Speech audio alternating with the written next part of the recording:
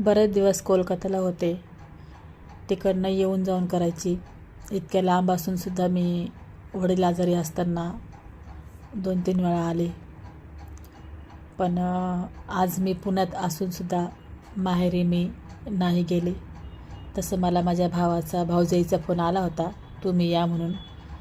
त्यांनी ब्राह्मणाला बोलून वर्षश्राद्ध वगैरे केलं आहे घरी. आजच आहे वर्षश्राद्ध माझ्या वडिलांचं. मी ना लाडूला सकाळीच उठले, तिला शाळेत सोडलं. म्हटलं ही शाळेत गेली का थोडंसं ना मला निवांत तरी बसता येईल. तर ही शाळेत गेली, तिला पोहोच केलं, घरी आले आणि ते सोसायटीमध्ये खालीच बसले. मनामध्ये खूप सारं असं म्हणजे प्रश्न होत होते नाही का. म्हणजे मी गेले नाही त्याचं पण मला खूप हे होत होतं. नाही गेले मी कारण की नको, मला असं वाटलं की वाद नको. मोठी बहीण गेली होती, तिला म्हटलं तू मला व्हिडिओ कॉल करून दाखव, मी इकडनंच दादांचे दर्शन घेईल. तर तिने केलं आहे मला व्हिडिओ कॉल.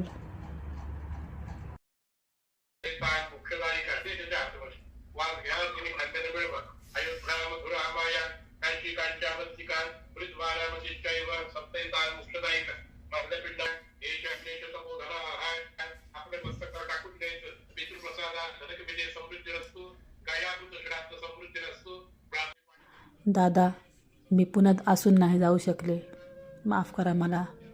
तुम्ही समजू शकता मला काय प्रॉब्लेम आहे दादा, माफ करा मला.